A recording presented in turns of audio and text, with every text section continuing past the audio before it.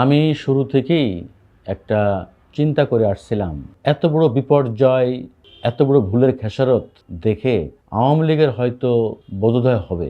কিন্তু খুবই দুর্ভাগ্য, আওয়ামী লীগের মধ্যে ন্যূনতম সংশোধন হওয়ার এবং তার যে সমস্ত অন্যায়, জুলুম, পাপ, এই ব্যাপারে তার মধ্যে ন্যূনতম অনুশোচনা কিছুই নেই। যাদের এ ব্যাপারে দুঃখ প্রকাশ করার কথা, ক্ষমা চাওয়ার কথা জাতির কাছে, তারা উল্টো প্রতিশোধ নেওয়ার কথা বলছে। অর্থাৎ ফ্যাসিজম স্টাইলে ফ্যাসিস্ট হয়ে সেই পুরনো চেহারায় তারা আবার রাজনীতিতে এবং দেশে ফিরে আসতে চায়। দেশের বাইরে পালিয়ে গিয়েছে, তারা ওইখান দেশের বাইরের থেকে লম্পঝম্প দিচ্ছে, দেখে নেবে, মেরে ফেলবে, হুমকি ধামকি, নানান রকম প্রতিশোধ পরায়ণ বক্তব্য। দেশের মধ্যে যারা আছে, যারা পালাতে পারে নাই, তারা হয়তো মুখ খোলে নাই। দুই একজন হাতে গোনা, আমি এ পর্যন্ত দু একটা অনেকগুলো দেখেছি ইউটিউবে, এক দুজন আমার এই মুহূর্তে নাম মনে পড়ছে না, তাদের কথাবার্তা আমি মনে করেছি যে না, তারা মনে করে যে দল অনেকগুলো ভুল করেছে, সেই ভুলের মাসুল দিচ্ছে এখন। আমার ধারণা ছিল যে এত বড় দল, এত বছরের দল, এত পুরনো দল, তারা ক্ষমতায় থাকার জন্য যে লোভ করেছিল, যে ভুল করেছিল, এবং তার জন্য পুরো পুরো জাতিকে খেসারত দিতে হয়েছিল। আমাদের যে গণতন্ত্রের অবক্ষয়, আমাদের মানবাধিকারের যে খুব নষ্ট হয়েছে, আমাদের সব কিছু ধ্বংস হয়েছে এই একমাত্র জোর করে আওয়ামী লীগের ক্ষমতা থাকার জন্য। কি হতো রে ভাই, যদি আপনারা গণতন্ত্র ঠিকঠাক রাখতেন, গুড গভর্নেন্স ঠিকঠাক দিতেন, ভোটটা দিতেন ঠিকঠাক, একবার আপনারা ক্ষমতা আসতেন, একবার বিএনপি ক্ষমতা আসতো, এভাবেই একটা ভালো ভোটের চর্চা হতো, হতেই তো একসময় বাংলাদেশ ঠিকঠাক হয়ে যেত। এবং আমি মনে করি যে বিএনপি এবং আওয়ামী লীগ এই বাংলাদেশের দুটো বড় দল, তারা যদি ক্ষমতায় এসে সত্যিকার অর্থেই দেশটাকে জনবান্ধব হয়ে চালাতে চায়, ক্ষমতায় থাকার লোভ না করে, আমি নিশ্চিত তারা নর্মালি ক্ষমতা থাকতে হবে, মানুষ তাদেরকে এমনি ভোট দিবে। তারা যদি ক্ষমতায় এসে দল ঠিক রাখতে পারে, দলের দুর্বৃত্তায়ন ঠিক রাখতে পারে, তারা দুর্নীতি না করে, ক্ষমতা অপব্যবহার না করে, লুটপাট না করে, তাহলে তো মানুষ তাদেরকে পছন্দ করবেই, এমনিতে ভোট দিবে। আপনার ভোট ডাকাতি করা, ভোট চুরি করার দরকার নেই। বিভিন্ন সূত্র দেখে খবর পাচ্ছি আওয়ামী লীগ একটা নতুন করে শখ করছে, নতুন ফাঁদ। সেটি হলো কি, এখন যেভাবে হোক বিএনপির সঙ্গে সুর মিলায়া যত দ্রুত নির্বাচনটা আনা যায়, নির্বাচনটা হবে, মানে তফসিল ঘোষণা হয়ে গেলে তো আওয়ামী লীগ একটা ব্রিদিং স্পেস পেয়ে গেল। আওয়ামী লীগ, কারণ আর বিএনপি চায় যে অবাধ গণতান্ত্রিক পরিবেশ চাই, বিএনপিও চায় যে দল হিসেবে আওয়ামী লীগ যাতে ব্যান্ড না হয়। আওয়ামী লীগ এই সুযোগটা নিতে চায়। যারা আওয়ামী লীগের উপদেষ্টা আছেন, দেশি বিদেশি যারা আওয়ামী লীগের শুভাকাঙ্ক্ষী আছেন, তারা চায় যে আওয়ামী লীগকে বাংলাদেশের রাজনীতিতে দ্রুত পুনর্বাসন করার একটাই মাত্র পথ, সেটি হলো নির্বাচন। যদি আগামী ডিসেম্বর মাসে ইলেকশন করানো যায়, ইতিমধ্যে গভর্নমেন্ট রাজি হয়ে গেছে, এবং আমি নিশ্চিত যে অক্টোবরে হবে তফসিল, ডিসেম্বরে নির্বাচন। ফলে যখনই তফসিল ঘোষণা হয়ে যাবে, তখন আওয়ামী লীগ মাঠে নামবে।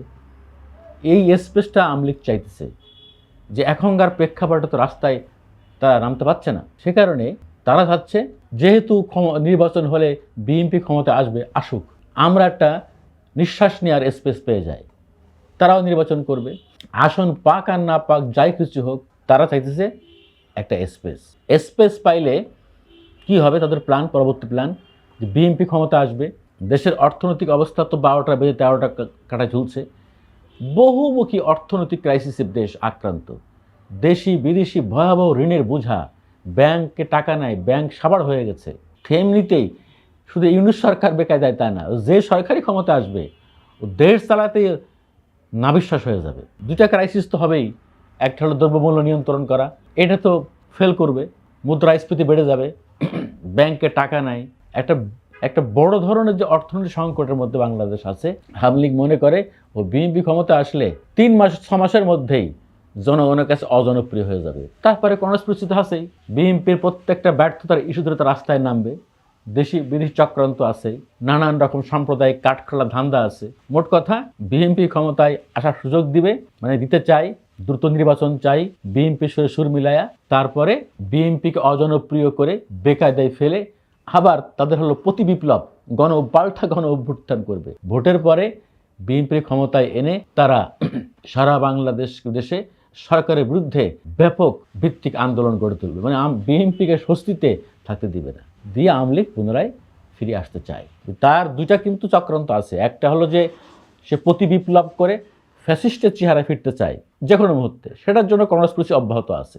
আর একটা হলো, এটা যদি সফল না হয়, যদি প্রতি বিপ্লব করে ফ্যাসিস্ট হয়ে সরাসরি ফিরতে না পারে, তাইলে নির্বাচনের মধ্য দিয়ে পুনর্বাসিত হওয়া।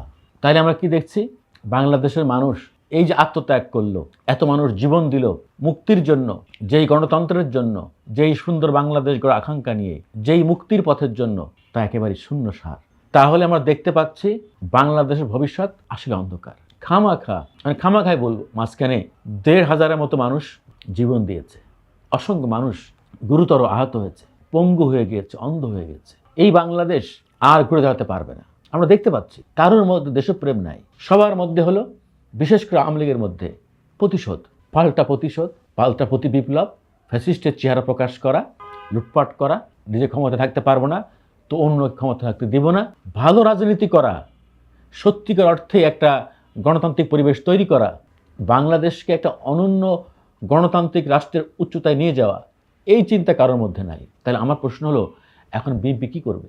আমি মনে করি বিএনপির যারা নীতি নির্ধারক আছেন তাদেরকে এখন থেকে চিন্তা করতে হবে, এখন থেকে রোডম্যাপ তৈরি করতে হবে।